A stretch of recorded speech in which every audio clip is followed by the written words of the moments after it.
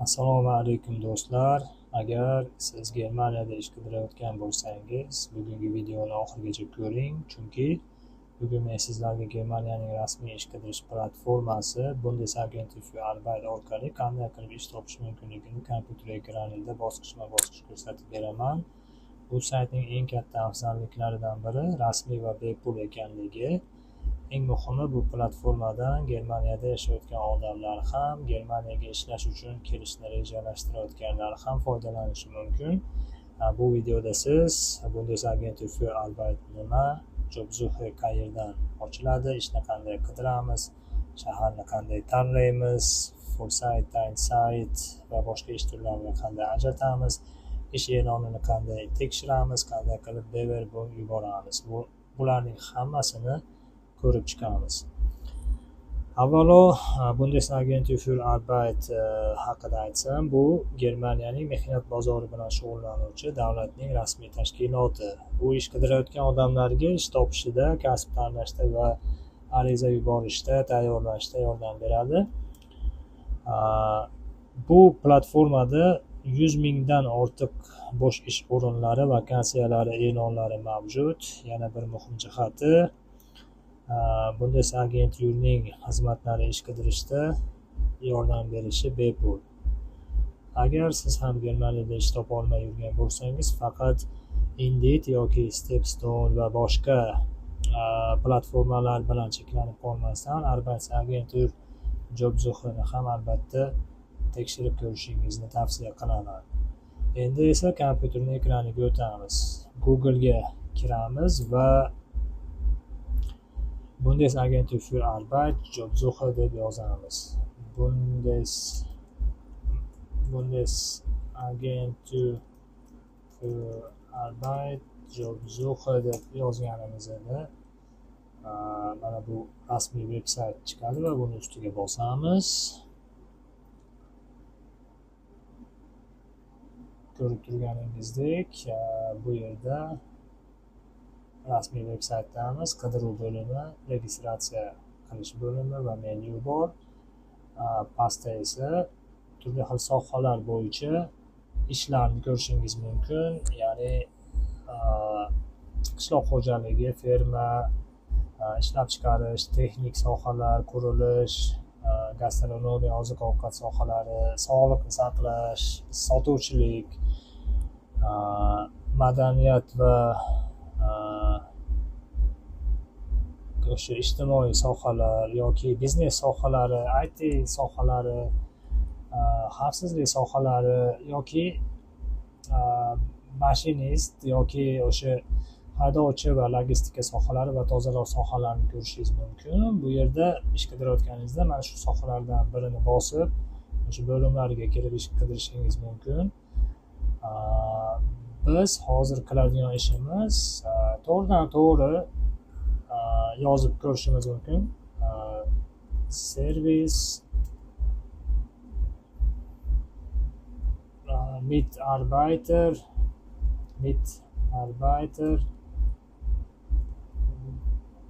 Gastronomie deb yozamiz va qidiruv bo'limini bosamiz. Xohlasak bu yerga o'sha Bundeslandlarni, ya'ni viloyatlarni ham yozishimiz mumkin. Baden-Württemberg yoki Bavariya yoki Niedersachsen yoki boshqa o'sha viloyatlarni ham yozib qidirishimiz mumkin. Biz viloyat yozmaymizda, ish o'rnini, ya'ni vakansiya nomini yozib, qidiruv bo'limini bosamiz va bizga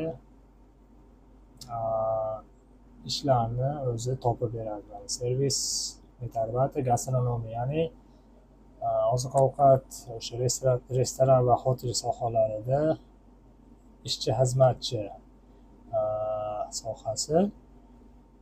Bu yerda ko'rishingiz mumkin, juda ham ko'plab e'lonlar berilgan. Servis Mitarbeiter endi gastronomiya soatiga 14 yevrodan 16 yevrogacha ekan. Buni bosib kirib ko'ramiz. Ko'rib turganingizdek, bu yerda ish haqida batafsil ma'lumot berilgan. soatiga 16 yevrodan.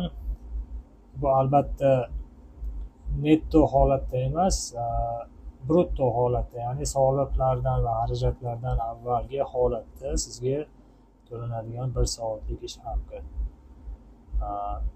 Ish joyi, ish joylashgan manzil Bad Honnef degan shaharchada ekan va ishni turi to'liq stavkada yoki yarim stavkada yoki kechki yoki obeddan keyingi o'sha tushdan keyingi sohalarda ishlar ham mavjud ekan.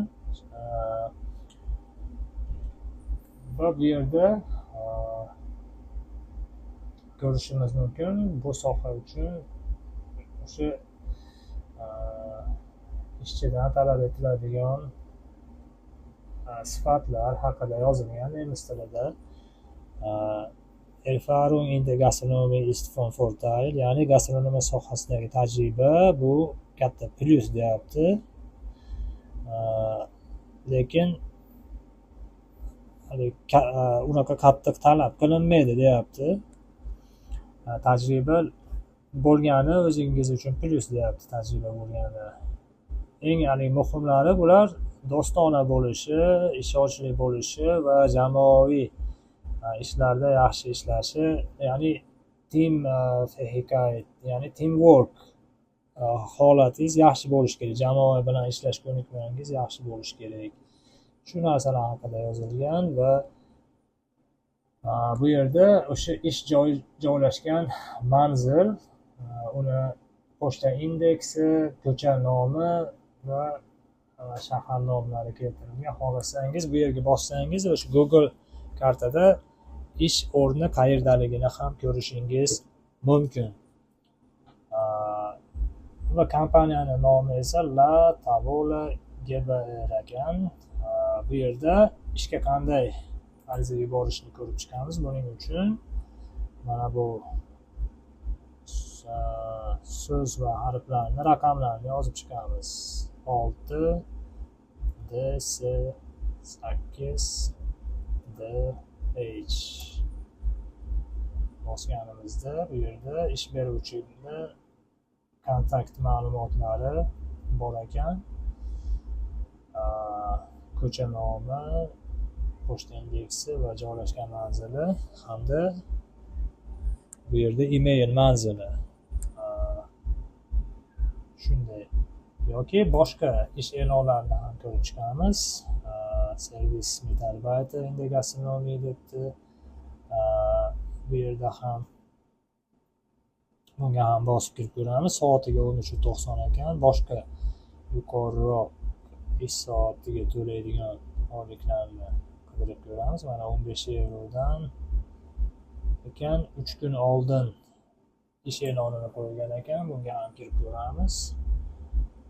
Mana bu yerda ham batafsil ishga kiruvchidan, ya'ni nomzoddan talab qilinadigan sifatlar yozilgan va bu yerda ham qanday qilib qaysi yerga ariza yuborish yoki telefon orqali, Germaniyada bo'lsangiz telefon qilib bog'lanishingiz mumkin yoki O'zbekistonda bo'lsangiz mana bu pochtaga email yozib o'zingizni tanishtirib, ism familiyangiz, men Fazliddin Nosirov, O'zbekistondanman, nemis tilini bilaman, mana bu sohada diplomim, oliy ma'lumotim bor yoki mana bu kollejni bitirganman deb nemis tilini bilishingiz yoki qaysi darajada bilishingizni tasdiqlab, quyi qismiga esa o'zingizni rezyumeingizni, ya'ni ish bo'yicha ko'nikmalaringiz yozilgan, tajribalaringiz yozilgan CV Lebenslaufni yuklab jo'natishingiz mumkin va natijada kutasiz va ulardan albatta javob xati pochta orqali, email orqali keladi. Faqatgina 1-2 ishga yuborib kutishni tavsiya qilmayman. Juda ham ko'plab bu yerda ish e'lonlari bor. Agar haqiqatda Germaniyaga kelmoqchi bo'lsangiz, mana shu ish e'lonlariga o'tirib birma-bir rezumengizni shu ish e'lonlariga moslab, ya'ni agar gastronomiya sohasida ish qidirayotgan bo'lsangiz, gastronomiya sohasidagi tajribalaringizni oldinga olib chiqib, rezumengizda yozib, to'ldirib jo'natishingiz talab etiladi. Juda ham ko'plab ishlarga yuborsangiz bo'ladi bir kunda. Yuzlab ishlarga yuborar edim men va ana shu yuzlab ishlardan kamida 20 dan ortig'ida albatta ular yo email orqali xabar berishadi yoki telefon qilib bog'lanishadi. Shunday qilib ish topsangiz bo'ladi. Yoki masalan lager sohalarida, ya'ni omborxona sohalarida ham ish qidirmoqchi bo'lsangiz, bu yerda ham yozsak bo'ladi. Lager Mitarbeiter deb bunga ham xohlagan o'sha nimangizni yozsangiz bo'ladi, viloyatingizni.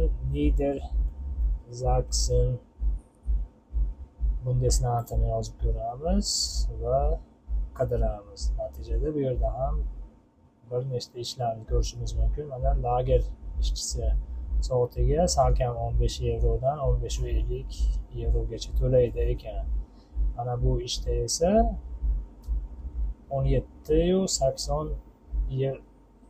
yevro 80 sent to'laydi ekan soatiga. Bunga ham kirib ko'ramiz. Ko'rib turganingizdek ish Werelteemsland degan shaharchada va to'liq stavkada va shartnomani muddati cheklanmagan miqdorda sizga shartnoma berar ekan. Ish boshlanishi zudlik bilan debdi. 2 kun oldin berilgan ekan bu e'lon. Bu yerda o'sha kompaniya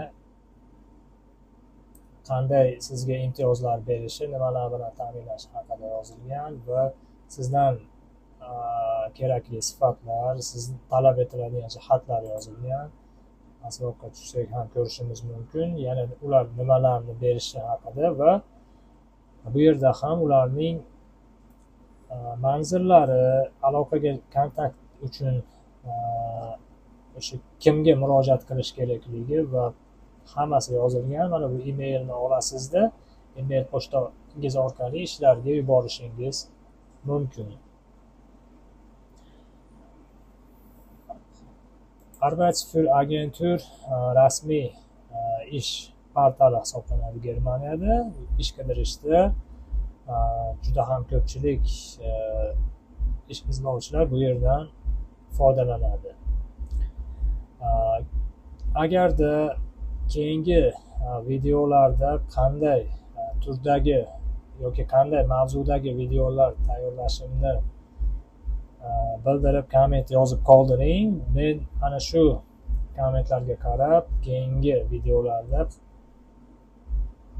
o'sha fikrlarga va g'oyalarga ega bo'laman hamda sizga videolar tayyorlab joylayman. Asosan Germaniyada qanday ish topish va ishlarga qanday murojaat qilish haqlarida va boshqa ko'plab Germaniyaga kelmoqchi bo'lgan insonlarga yo'llanma sifatida videolar qilib joylayman.